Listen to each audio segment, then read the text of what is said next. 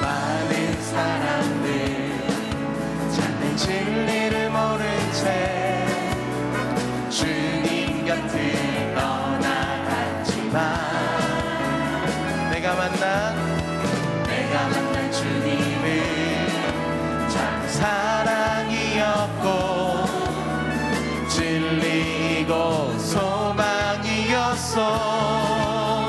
난 예수가 좋다오. 난 예수가 좋다오. 주를 사랑한다던 베드로 고백처럼 난 예수를 사랑한다오. 무거운 짐진 자 내게로 오라. 내가 너를 쉬게 하리라. 이 길만이 생명의 길 참 복된 길이라 항상 내게 들려주셨어. 난 예수가 좋다오.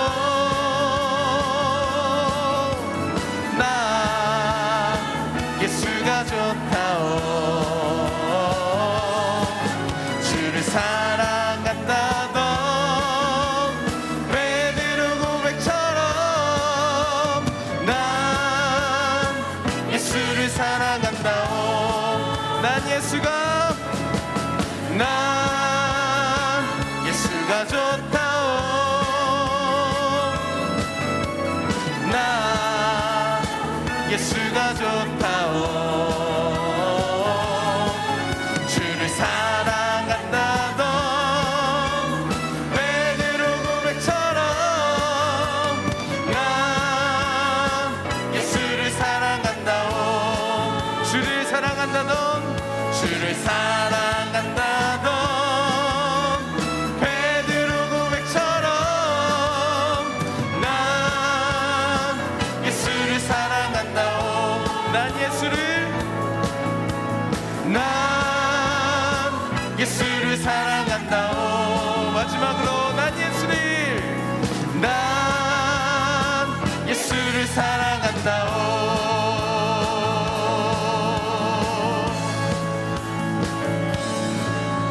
주님께 영광의 박수로 주님을 찬양합니다. 아멘.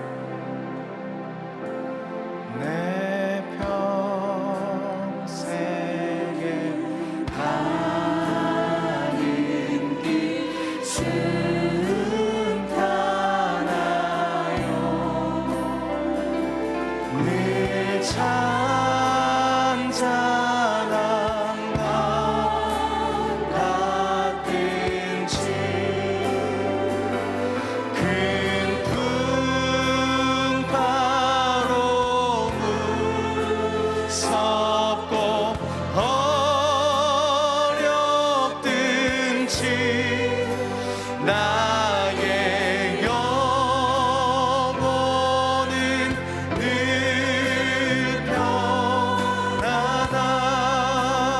그 시간 같이 선포합니다. 내 영혼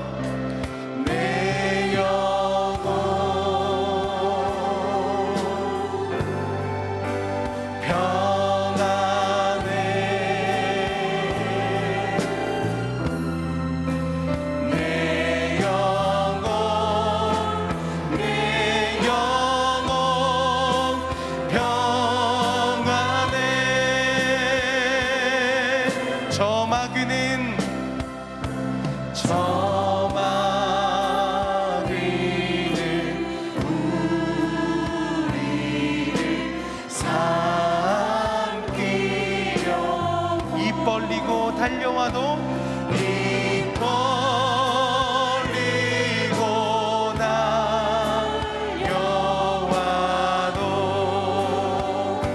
주의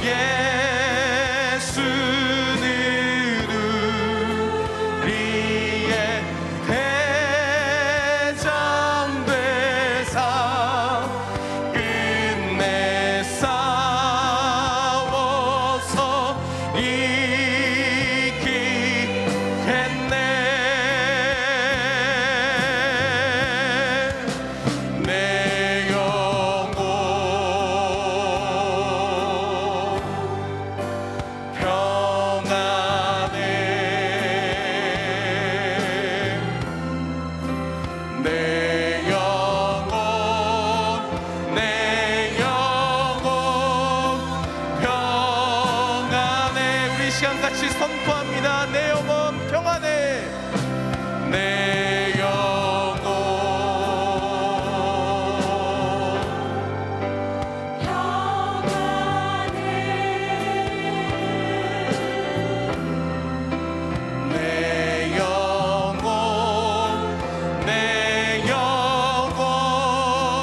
평안해.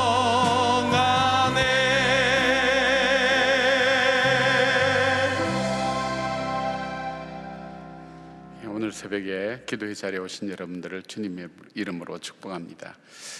피곤하고 힘들지만 하나님께서 우리의 진정한 회복을 위해서 역사하실 줄 믿습니다. 우리 다 같이 일어나셔서 모든 영광 하나님께 찬양하겠습니다.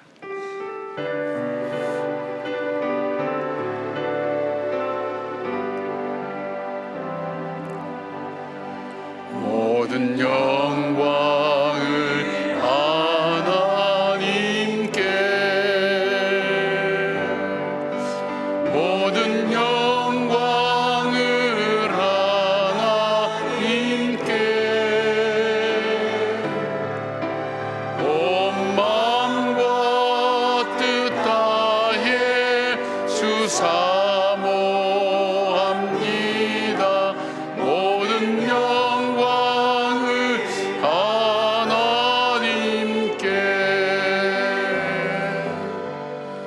예수님 찬양 받으소서. 예수님 찬양 받으소서.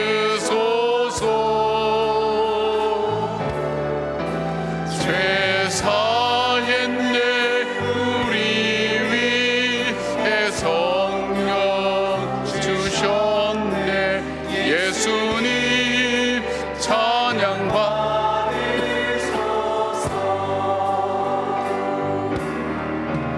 위로의 성령님이시여,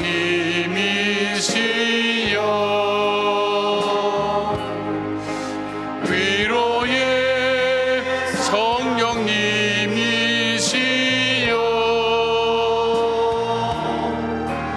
우리 안에 계셔서 늘 인도하셨네. 위로의 성령님이시여.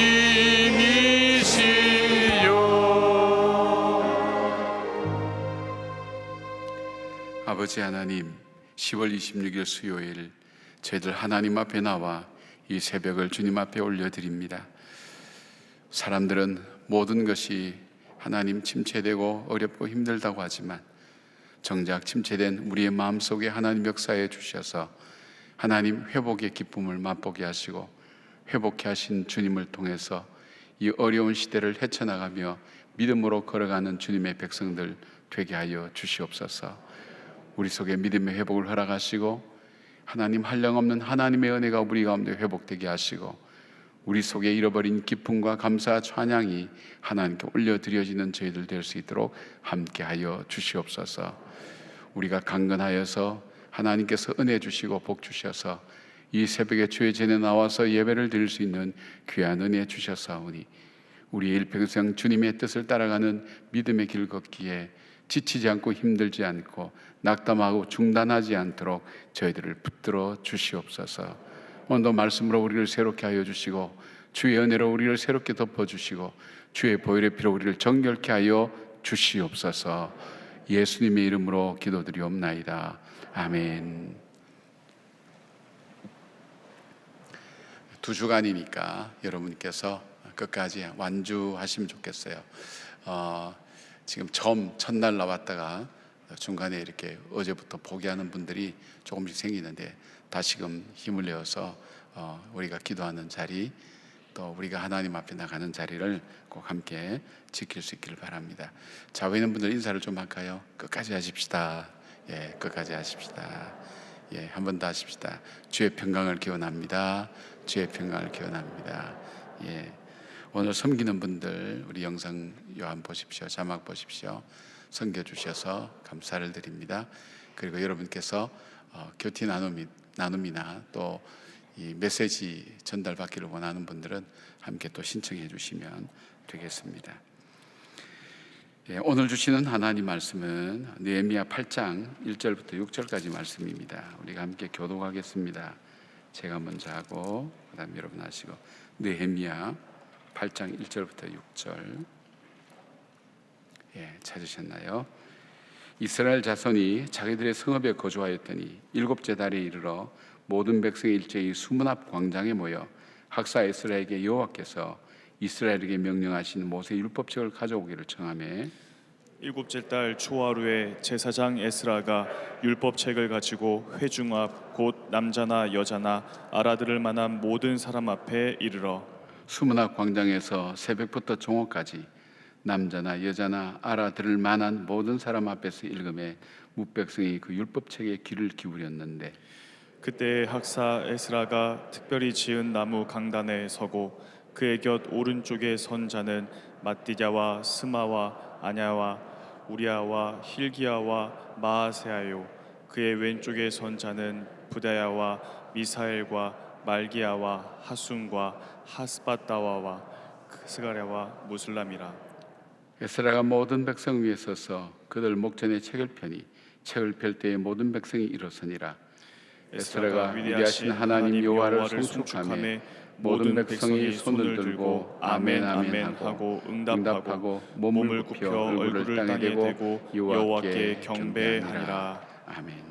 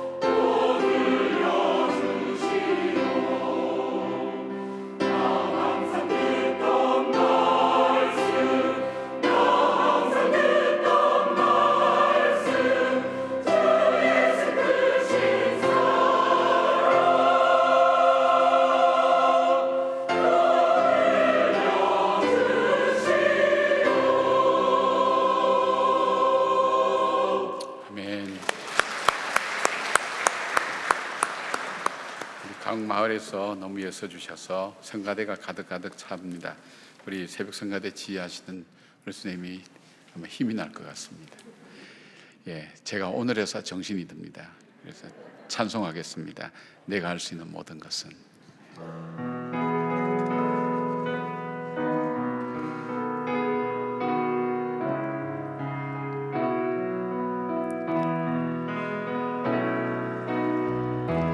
내가 할 수 있는 것은 오직 감사와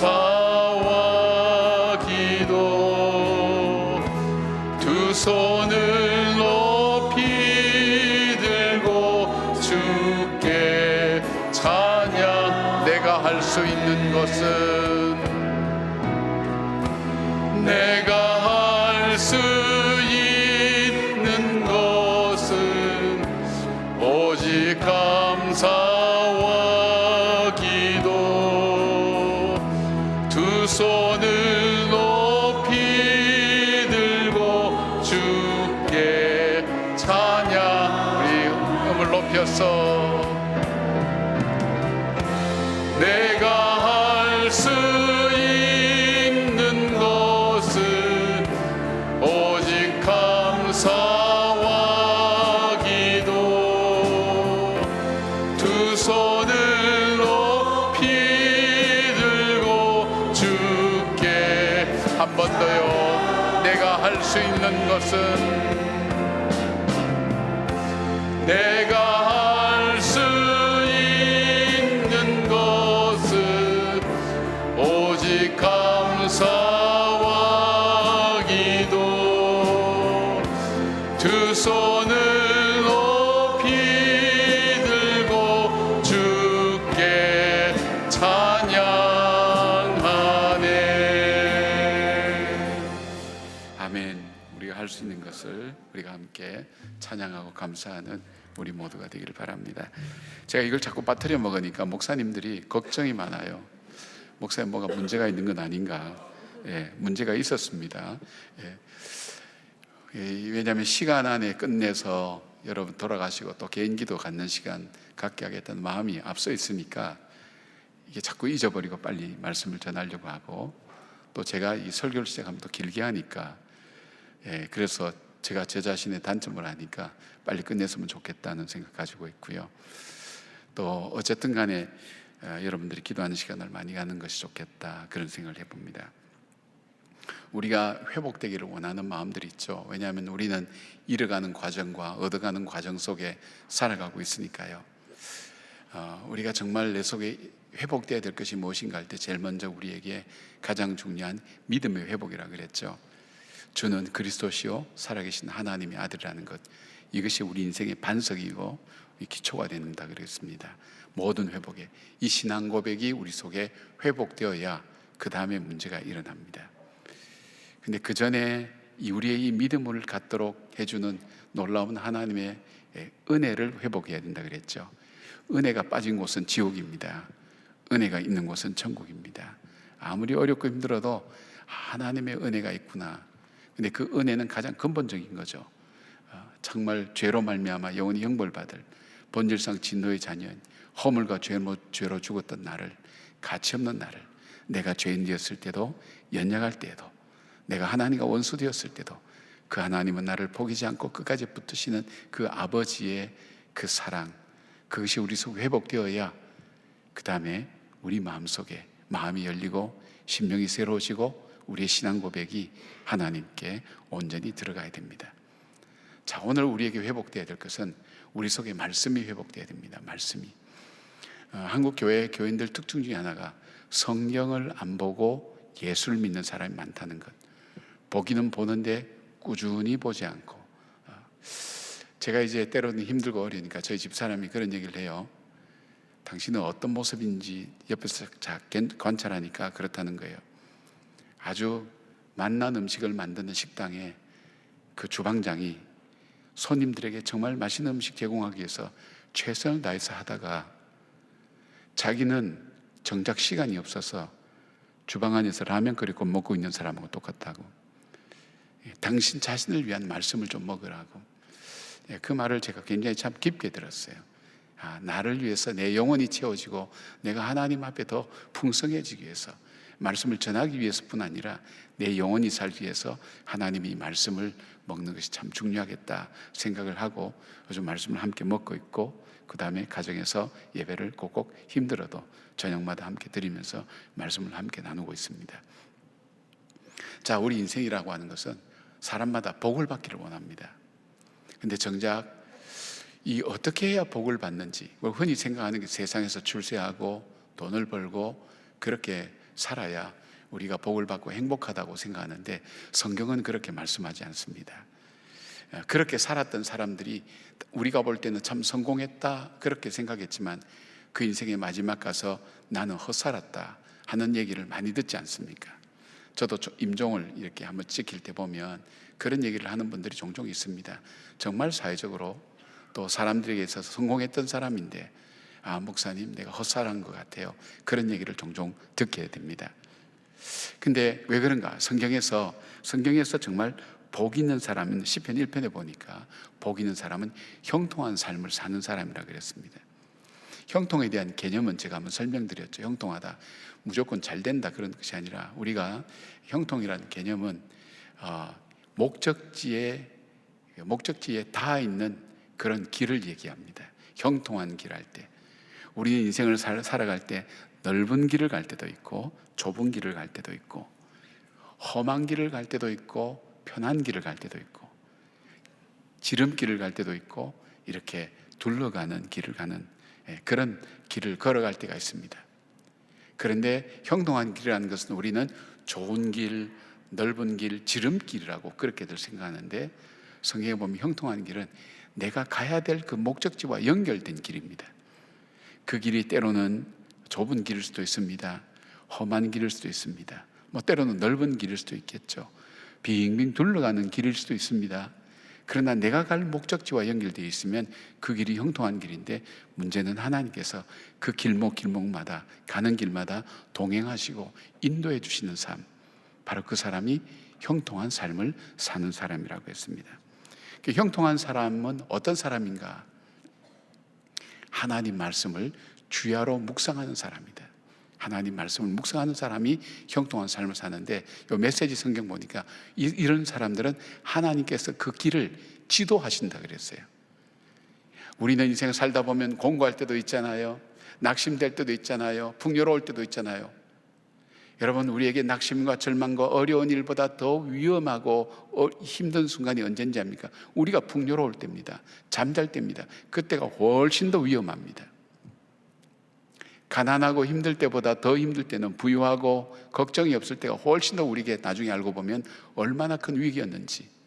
사업하는 사람들이 이렇게 사업에 실패한 사람들에게 물어봅니다. 당신은 언제 사업에 어려움을 겪었다고 생각합니까? 그러면 내가 가장 잘 될 때, 그때가 가장 위험할 때인 줄 몰랐습니다. 그런 얘기를 많이 합니다.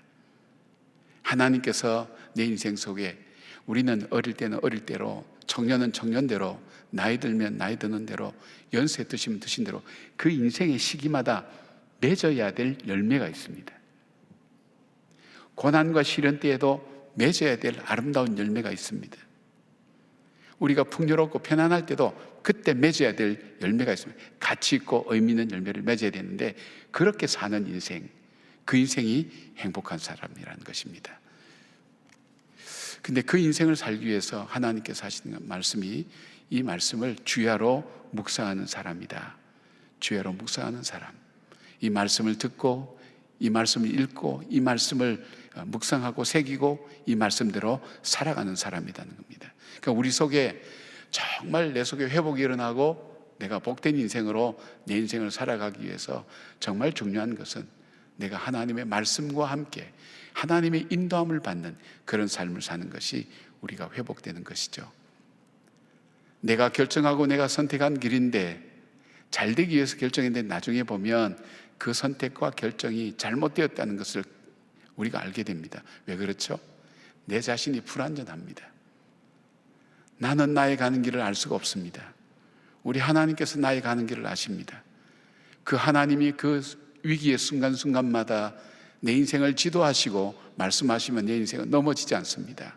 쓰러지지 않습니다. 그러나 내 인생을 내 혼자 살려고 할 때 사람들이 얘기하는 지혜와 지식과 물질과 권세와 뭐 이런 것이 풍요롭다 할지라도 이것이 나를 결코 행복하게 만들 수가 없습니다. 하나님의 말씀에 인도함을 받는 사람, 주야로 그 율법을 묵상하는 사람, 그 사람의 인생은 형통한 사람. 형통한 사람의 대표적인 얘기가 우리가 요셉이라고 얘기하죠. 그는 얼마나 그 인생이 빙빙 둘러가는 인생이었습니까? 죄수의 몸과 노예의 몸으로 빙빙 둘러가면서 자기는 인생은 이제 행복과는 상관이 없다고 생각되지만 그 순간에도 하나님은 그를 인도해 주셨고 그를 인도하셔서 결국 하나님께서 그 백성을 구원하는 그런 자리에 세워주신 것을 보게 됩니다. 힘들고 고난과 시련의 길이 있었지만 결국 하나님은 그 길이 유익하게 되어서 복된 길로 가게 했다는 것. 그래서 지금의 여러분이 당하고 있는 어려움 속에서도 그 길이 하나님께서 인도하시는 길, 또 풍요롭고 편안한 길에서도 하나님이 인도하신 길로 걸어가는, 정말 여러분이 한 걸음 한 걸음 하나님이 인도하신 그 걸음을 걷는 그런 삶이 되기를 바랍니다. 자, 그러면 오늘 이 본문은 이스라엘이 바벨론 포로에서 돌아와서 성전을 지었지만은 성벽은 지을 수가 없었습니다. 그들이 여러 번 성벽을 지으려고 했지만 주변에서 방해로 실패해서 그 성은 바벨론에서 파괴된 지 131년 동안 방치되어 있었습니다. 그러다 보니까 이 성에 거하는 사람이 이방인들이 공격해 와서 약탈해 가고 또 그들을 괴롭혀도 아무런 막을 수 있는 대책이 없어요. 성이 이렇게 둘러싸여 있으면 방어를 할 수가 있는데 방어를 할 수가 없으니까 계속 고달픔과 시달림을 받을 수밖에 없습니다. 그래서 그 성을 떠나서 다른 곳에 살기도 하고 그렇게 하면서 이스라엘 백성들이 정말 다시 이스라엘을 세우기 위해서 돌아왔지만은 정작 이스라엘을 세우지 못하고 그들은 이 고난과 시련 가운데 살고 있었습니다. 그런데 어느 날 느헤미야라는 사람이 와서 흩어진 백성들을 하나로 묶으면서 단 52일 만에 이 성을 건축하게 된 겁니다. 그 과정이 이 이스라엘 백성들에게는 굉장히 신앙적인 어떤 그 과정을 겪게 만듭니다. 여러분, 우리에게 결론도 중요하지만 그 결론에 이르기까지 우리는 결론만 딱 답만 주면 될 것 같지만 중요한 것은 그 결론에 이르기까지 어떤 과정을 거쳤느냐, 이것이 우리의 신앙의 다음 단계의 신앙에 굉장히 중요한 요소가 있습니다. 프로세스가 굉장히 중요하다. 그 과정에서 느헤미야가 그 과정에서 이 성을 세우고 성벽을 세우고 완성했기 때문에 이제는 모든 것이 이제는 해결되었다 생각했는데 성을 건축한 지 이제 완공된 지 5일 만에 이스라엘 백성이 다시 예루살렘의 성전 앞 수문 앞에 모여서 그들이 집회를 하면서 성경에 단 한 번밖에 나오지 않아요. 요청을 합니다. 우리에게 하나님의 율법을 가져서 그 율법을 우리에게 들려달라고 요청합니다. 이상하죠? 그들이 이제는 성을 쌓아서 이제는 평화롭다, 이제는 우리가 걱정이 없다, 염려가 없다 해야 되는데 그들이 그렇게 하지 않았어요. 모여서 그들이 요청한 것이 하나님 말씀을 듣고 싶다는 거예요. 하나님 말씀을 가져다가 우리에게 말씀해 달라고 그렇게 얘기하는 거예요. 왜 그럴까요? 자기들이 깨달은 것이 있었어요. 학사 에스라에게 하나님 말씀을 들려달라고 하는 그 깨달음, 성을 건축해가는 과정 속에서 그들이 깨달은 것, 느헤미야를 통해서 느헤미야 하는 일을 보면서 그들이 깨달은 게 있었어요. 그것은 뭐냐면 우리의 진정한 행복은, 복된 것은 성이 완공되고 우리가 안전하게 거하는 데 있지 않고 정말 우리에게 필요한 것은 하나님과의 관계라는 것을 그들이 이 느헤미야를 통해서 보게 된 거예요. 느헤미야가 보니까 정말 위기와 어려움이 있습니다. 고난과 시련이 있는데 그 사람 위기 때마다 기가 막히게 잘 넘기거든요. 근데 그 사람의 삶의 비결을 보니까 하나님과 늘 교제합니다. 하나님의 말씀대로 그 삶의 원칙을 가지고 살아갑니다. 그런 과정들을 그들이 한두 번 겪는 것이 아니라 같이 겪었으니까. 흩어진 이스라엘 백성들이 결코 하나가 될 수가 없는데 오래전에 와서 흩어져서 지방에 흩어져 있는 그 사람들 다 하나로 묶어서 성을 건축하는데 함께하고 이스라엘 백성을 하나 되게 만들고 그리고 든든하게 서서 백성들을 다시 평안하게 하는 이 모든 과정 속에 느헤미야의 삶의 원칙은 하나님의 말씀이었어요. 하나님과의 교제였어요. 그들이 깨달은 것이 있었어요. 우리가 성이 든든해지고 완공되는 것에 우리의 행복이 있는 것이 아니다.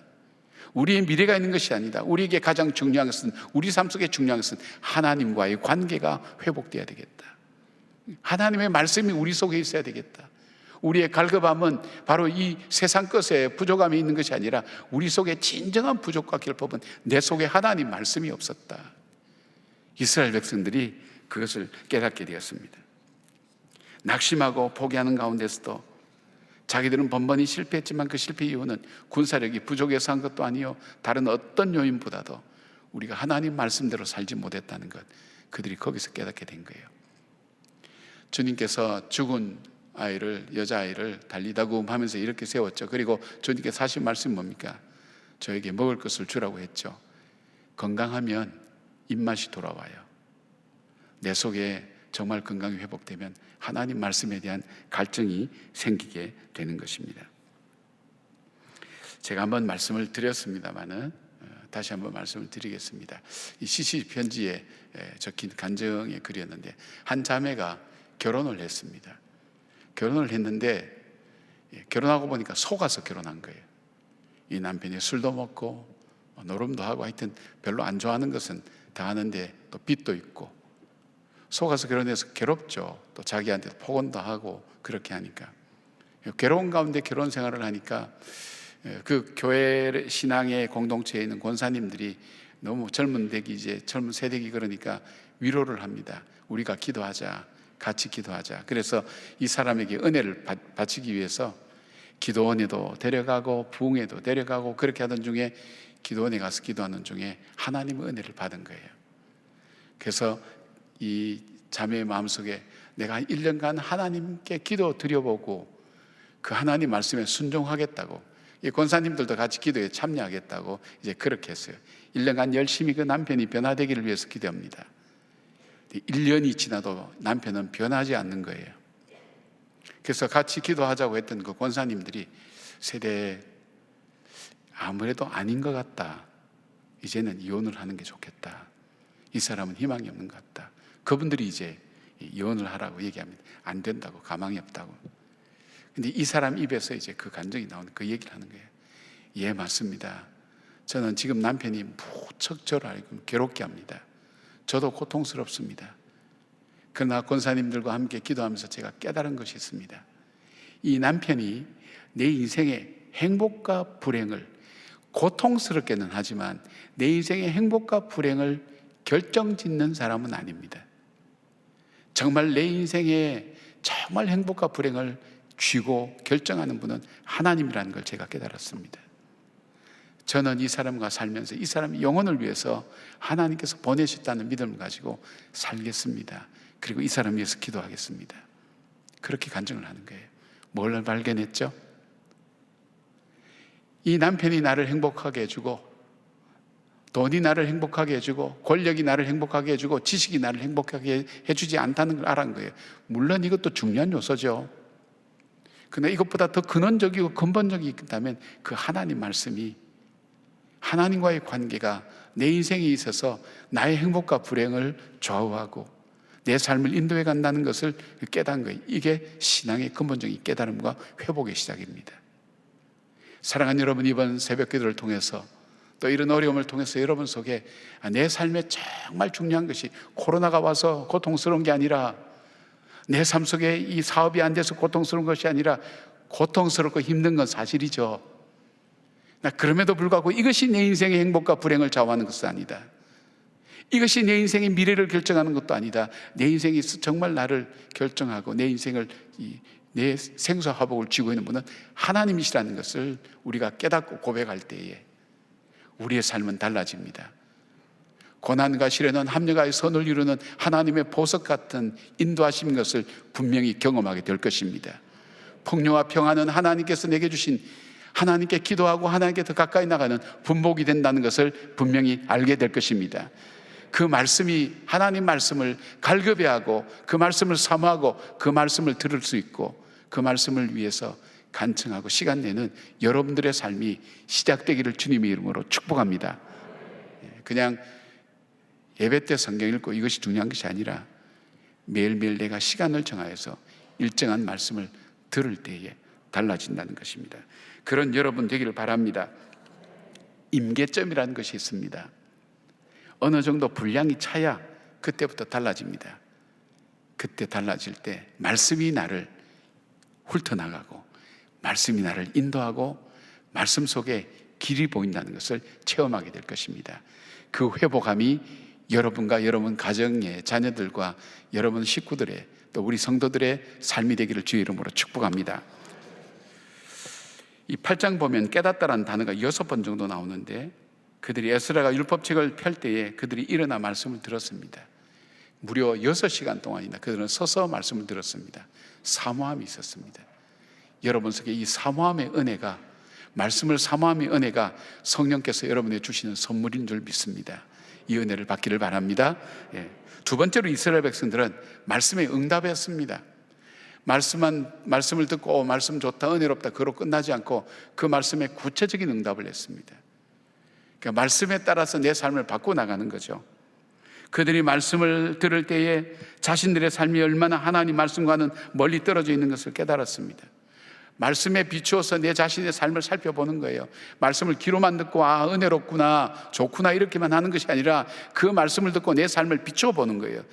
그럴 때 그들은 얼마나 하나님과의 말씀과는 동떨어진 삶을 살고 있는가 하는 것을 그들이 깨달았습니다. 그들이 혈통으로는 유대인이었지만 바벨론 포로 때 겪었던 그 삶, 지금 여기 이곳에 와서 적응하다 보니까 이방인들과 더불어서 동화되어서 살아가면서 하나님 백성답게 살지 못하고 있는 내 삶의 현실을 바라보게 됩니다.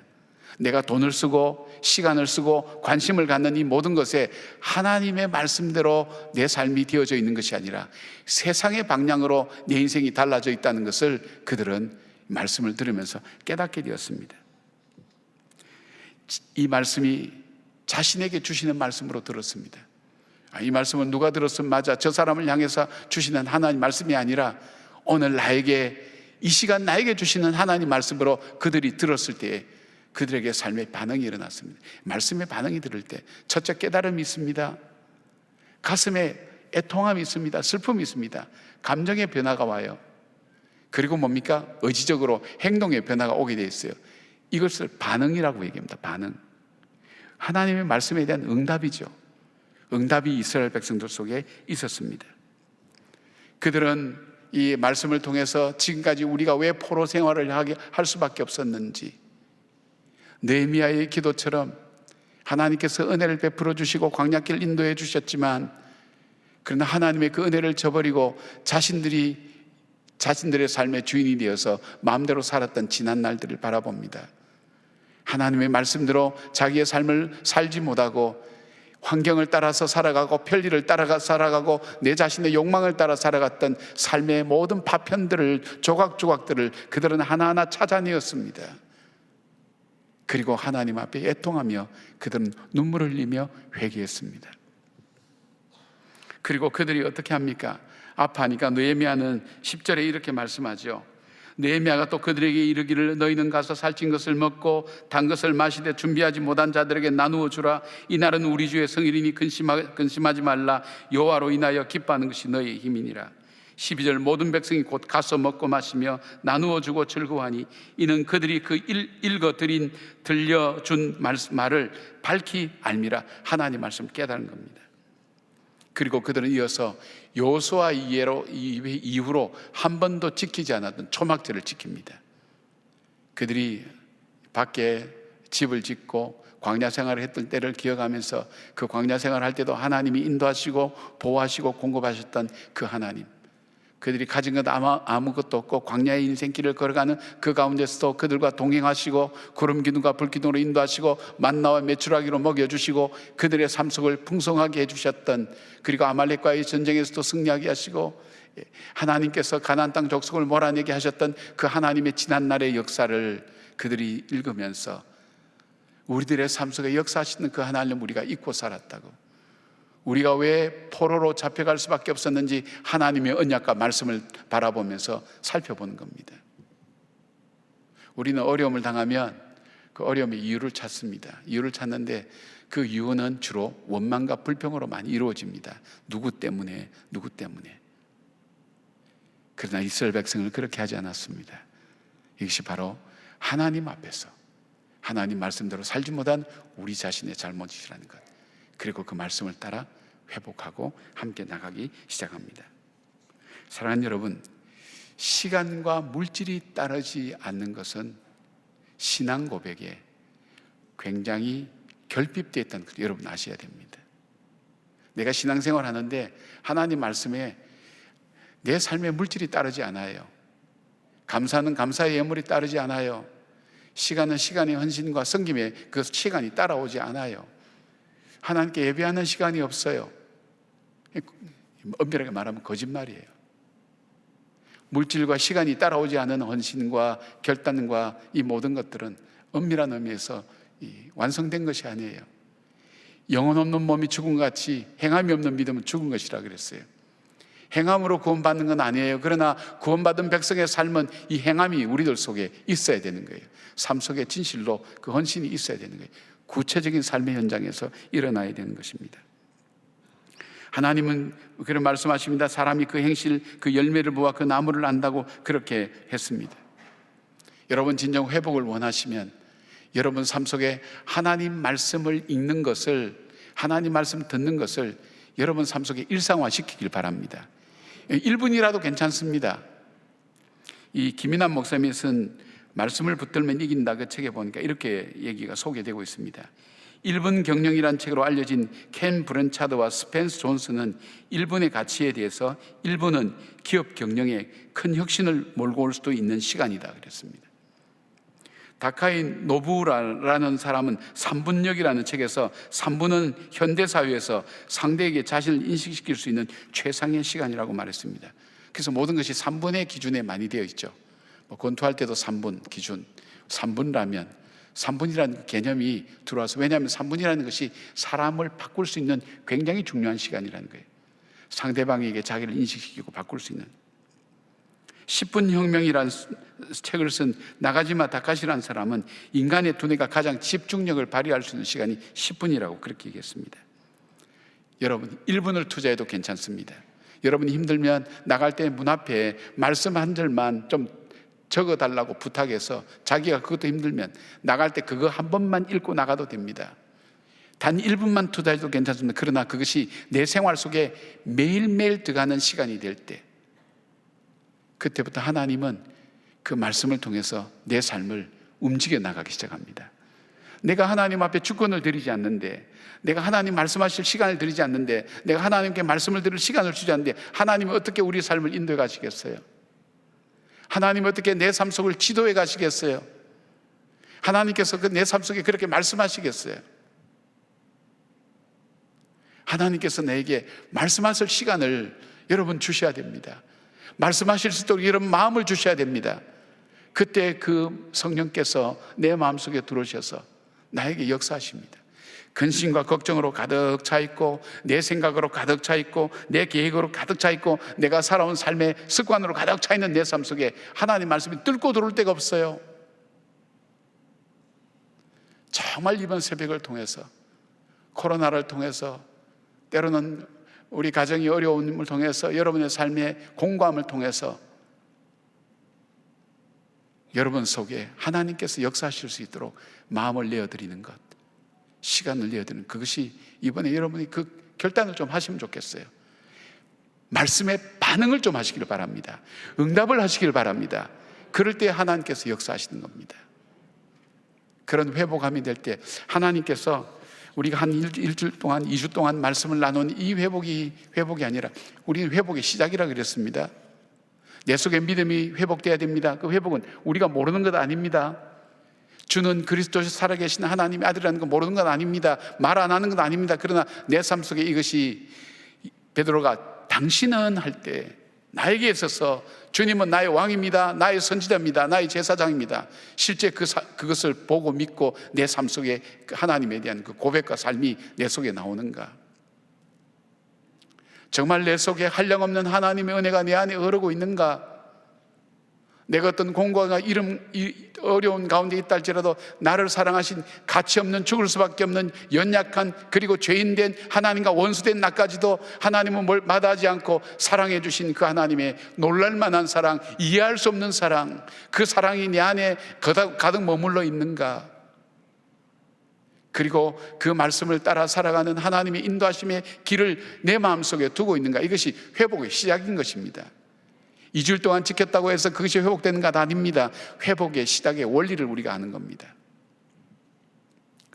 우리가 가정 예배를 드리다가 찬송을 하나 발견했는데, 늘 아는 찬송입니다만 그날따라 가사가 마음속에 들어왔어요. 참 지치고 힘들 때 고난 내 영혼은 편히 쉴 곳과 풍랑이라도 안전한 포구, 폭풍까지도 다스리시는 주의 영원하신 팔 의지에, 세상 친구들 나를 버려도 예수 늘 함께 동행함으로 주의 은혜가 충만하리니 주의 영원한 팔 의지에, 나의 믿음이 연약해져도 미리 예비한 힘을 주시며 위태할 때도 안보하시는 주의 영원한 팔 의지에, 능치 못한 것 주께 없으니 나의 일생을 주께 맡기면 나의 모든 짐 대신 지시는 주의 영원한 팔 의지에, 능치 못한 것 주께 없으니 나의 일생을 주께 맡기면 나의 모든 짐 대신 주의 영원한 팔 의지에. 우리는 내가 옳다고 하는 방법으로 살아왔습니다. 그 방법이 정말 행복했다면 그 방법대로 사셔야 되죠. 그렇지 않다면 이제 우리의 방법을 바꿔야 될 때가 됐습니다. 말씀이 여러분들을 움직여 나갈 수 있도록, 말씀이 여러분 삶 속에 영향을 미칠 수 있도록 말씀 앞에 시간을 주시기 바랍니다. 1분이라도 좋다고 그랬습니다. 1분이라도, 3분이라도 좋습니다. 10분이라도 좋습니다. 매일매일 빠지지 않고 하나님과 만나는 시간을 여러분 일상 속에 넣어서 나갈 때 그 말씀이 여러분을 회복시킬 것입니다. 그 말씀이 여러분들을 새롭게 만들 것입니다. 말씀으로 충만한 여러분 되시기를 주의 이름으로 축원합니다. 아멘. 우리 이 찬송 불러보겠습니다. 고난 내 영혼 편히 쉴 곳과 풍랑이라도 안전한 포구, 폭풍까지도 다스리시는 주의 영원한 팔 의지에, 세상 친구들 나를 버려도 예수 늘 함께 동행함으로 주의 은혜가 충만하리니 주의 영원한 팔 의지에, 나의 믿음이 연약해져도 미리 예비한 힘을 주시며 위태할 때도 안보하시는 주의 영원한 팔 의지에, 주님의 팔을 의지하고 주님과 함께 동행하는 그런 여러분 되기를 바랍니다. 함께 찬양하겠습니다.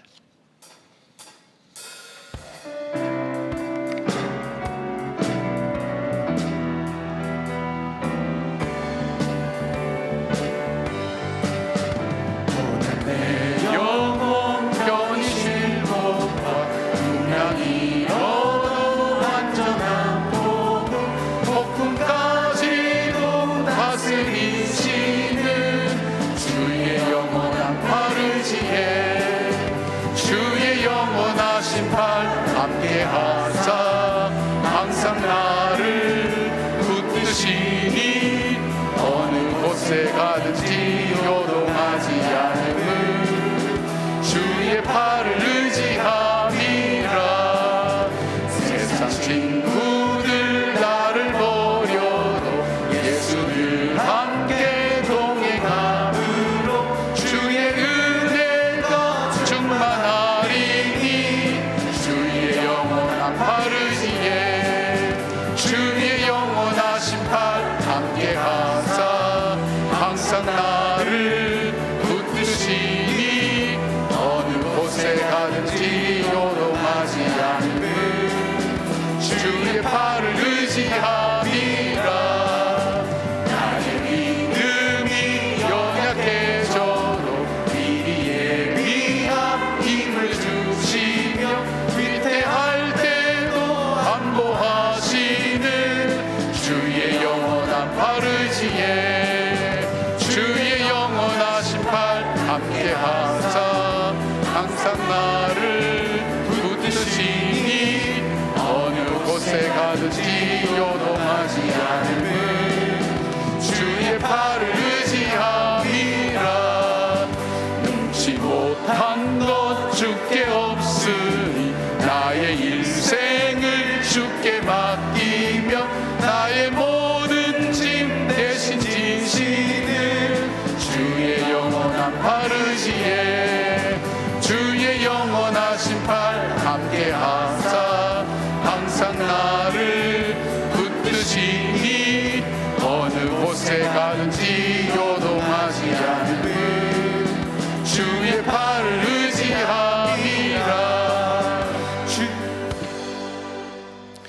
빨리 불렀는데 4절 우리가 정상적인 속도로 그렇게 한번 불러보겠습니다.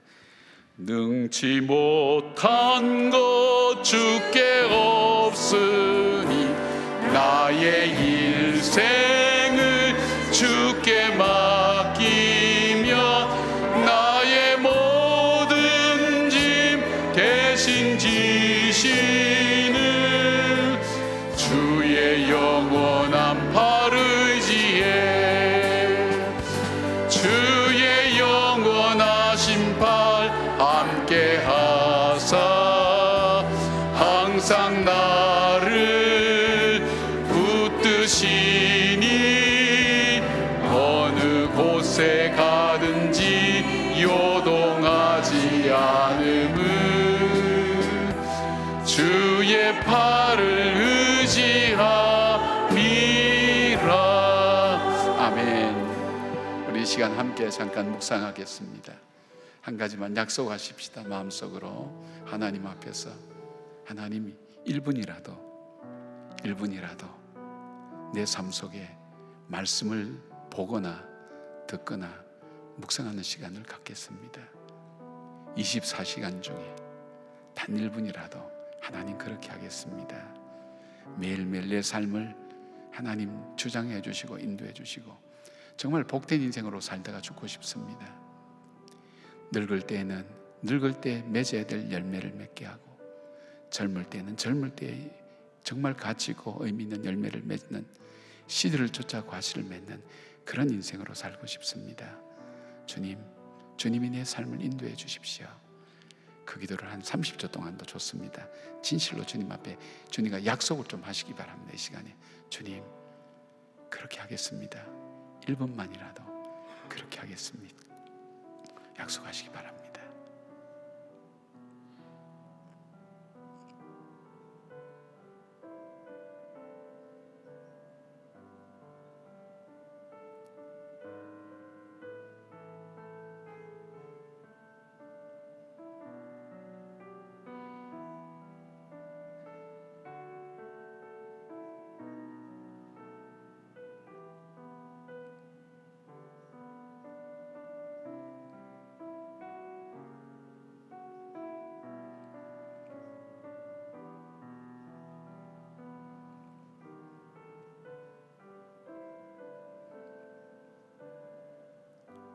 하나님, 주님과 약속한 사랑하는 주님의 자녀들의 귀중한 약속 위에 성령께서 함께 해주셔서 우리 생활에 삶을 살아가는 일들 앞에 휩쓸려 가지 않게 하시고 근심과 염려 앞에 이 시간들이 휩쓸려 가지 않도록 붙들어 주시고 든든히 서게 하시며 그 말씀을 통해 공급하시는 주의 인도하심을 바라보며 믿음으로 걸어가는 우리 성도들 되게 하셔서 인생의 진정한 회복의 시작이 될 수 있도록 도와 주시옵소서. 이제는 우리 주 예수 그리스도의 은혜와 우리 하나님의 사랑과 성령님의 깨닫게 하심과 동행하여 주심이 주님과 함께하며 그 말씀 안에 살며 말씀의 인도함을 통해 믿음으로 살기로 다짐하며 복된 인생으로 주 앞에 살기를 다짐하는 주의 모든 백성들의 거룩한 이 약속 위에 우리들의 삶 가운데 일생 동안 지금부터 영원까지 함께 하시기를 간절히 축원하옵나이다. 아멘.